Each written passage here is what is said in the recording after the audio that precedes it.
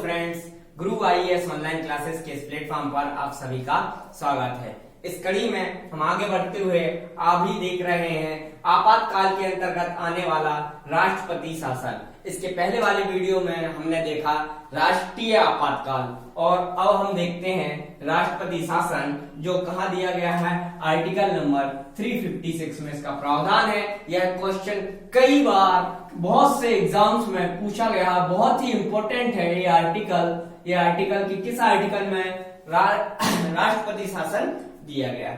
इसको समझने के लिए मैंने 3 पॉइंट बनाए हैं यहाँ पर। एक तो कारण, किस कारण पे यह राष्ट्रपति शासन लगाया जा सकता है, जब लगता है तो राष्ट्रपति शासन लगे जाता है तो उसका प्रभाव क्या होता है, और उसकी घोषणा जब होती है तो उसके क्या प्रावधान है, कैसे अनुमति मिलती है, कब तक लागू रहता है। क्लियर? तो पहले इसको देखते हैं। जो राष्ट्रपति शासन होता है ये राज्यों में लगाया जाता है। कहाँ लगाया जाता है? राष्ट्रपति शासन सबसे पहला वर्ड है, यह राज्यों में लगाया जाता है। कहाँ लगाया जाता है? राज्यों में लगाया जाता है। कब लगाया जाता है? जब राज्यों में राजनीतिक गतिरोध पैदा हो जाए। राज्यों में क्या हो जाए? राजनीतिक गतिरोध पैदा हो जाए। राजनीतिक गतिरोध क्या होता है, इसके लिए हम आपको बताते हैं कि इसका सबसे अच्छा एग्जाम्पल अभी महाराष्ट्र का रहा कुछ महीनों पहले, जब वहां पर कांग्रेस, बीजेपी और शिवसेना की इन तीनों अलग अलग पार्टियों का अलग अलग प्रकार से परसेंटेज मिला वोटों का। लेकिन क्या हुआ, किसी भी एक पार्टी को बहुमत नहीं मिला और कोई भी पार्टी सरकार बना नहीं सकी। तब वहां के राज्यपाल ने राष्ट्रपति को सिफारिश की कि यहाँ पर राजनीतिक गतिरोध पैदा हो गया है, कोई भी सरकार एक दूसरे को समर्थन देने वाली नहीं है। तब राज्यपाल ने किसको सिफारिश की? राष्ट्रपति को सिफारिश की कि यहाँ पर राष्ट्रपति शासन लगा दिया जाए। कहां पर लगा दिया जाए? राष्ट्रपति शासन लगा दिया जाए। यहाँ पर राजनीतिक गतिरोध पैदा हो गया है, यहाँ कोई सरकार बनाने वाला नहीं है, और उन्होंने राष्ट्रपति शासन लगा दिया। एक बहुत इंपॉर्टेंट चीज है, राष्ट्रपति शासन 2 प्रकार से लगाया जाता है। ठीक है, राष्ट्रपति शासन जब लगाया जाता है 2 प्रकार से लगाया जाता है। मैं बहुत अच्छा एग्जाम्पल महाराष्ट्र का ही लेता हूं। एक वहां की विधानसभा को भंग करके और एक वहां की विधानसभा को स्थगित करके। मैंने बोला 2 प्रकार से लगाया जा सकता है राष्ट्रपति शासन। एक तो बोला मैंने जो विधानसभा है, विधानसभा को एक तो भंग करके और एक स्थगित करके, ठीक है ना, सस्पेंड करके। अगर जो महाराष्ट्र में लगी थी तो राज्यपाल ने सिफारिश की थी स्थगित करके, वहां की विधानसभा को स्थगित करके लगा दी थी। अर्थात जब भी आगे कभी कोई राजनीतिक बदलाव होता है और वहां कोई सरकार बनाने के लिए दावा पेश करता है तो वहां पर सरकार बनाई जा सकती थी, और ऐसा हुआ भी। आगे चल के वहां पर सरकार बन गई, क्योंकि राष्ट्रपति ने कैसा राष्ट्रपति शासन लगाया था, वहां की विधानसभा स्थगित की थी, सस्पेंड की थी, बर्खास्त नहीं की थी। और अगर वहां पर राष्ट्रपति शासन भंग करके वहां राष्ट्रपति शासन लगा दिया होता तो फिर वहां क्या होता? फिर वहां कोई सरकार वहां नहीं बनती जब तक वहां पर फिर से चुनाव नहीं होते। क्लियर है 2 चीज ये? ठीक है, तो अगर भंग करके लगाते तो वहां पर चुनाव होते, और स्थगित हो गई तो वहां पर एक ऑप्शन रहता है कि फिर से प्रयास होंगे, वहां क्या हो सकता है, वापस सरकार बहाल हो सकती। तो ये राजनीतिक गतिरोध है। दूसरा, संवैधानिक तंत्र विफल हो जाए। ये क्या होता है? राज्य सरकार कभी कभी क्या करती है कि कुछ भी निर्णय ले लेती है जो संविधान के विरुद्ध हो, और संविधान के विरुद्ध हो या फिर उनके पास बहुमत ना हो सरकार के पास, और वह निर्णय ले रहे हैं और वह फ्लोर टेस्ट नहीं करा रहा है। ऐसा हो सकता था मध्य प्रदेश में भी।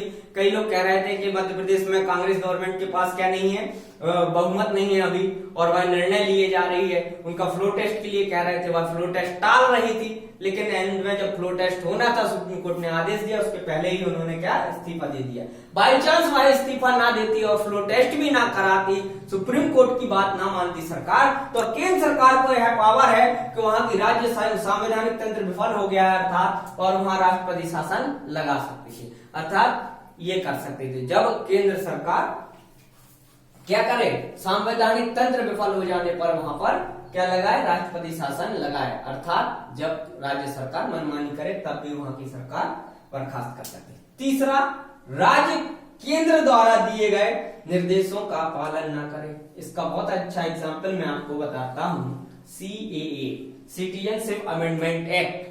क्लियर है? आपने सुना होगा कई राज्यों ने कहा कि हम इस एक्ट को लागू नहीं करेंगे, बट जो संवैधानिक बात यह है कि केंद्र के द्वारा कोई भी निर्देश या केंद्र के द्वारा बनाया गया कोई भी कानून राज्य सरकारों को लागू करना ही होगा।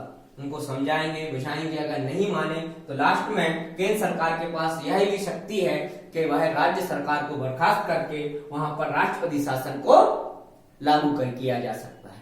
तो क्लियर है, CAA जो अगर केंद्र सरकार चाहे और राज्य सरकारें CAA लागू ना करें तो वहां पर क्या कर सकते हैं, वहां पर राष्ट्रपति शासन को लागू किया जा सकता है। ये तो हो गया कारण। अब नेक्स्ट देखते हैं कि होता क्या है राष्ट्रपति शासन लागू किया जाता है। तो जब राष्ट्रपति शासन लागू किया जाता है किसी राज्य में तो वहां पर जो राजनीतिक तंत्र होता है, जैसे मुख्यमंत्री, मंत्रिपरिषद और विधायक गण, वह पूरे अधिकार विहीन हो जाते हैं और राज्य का शासन डायरेक्ट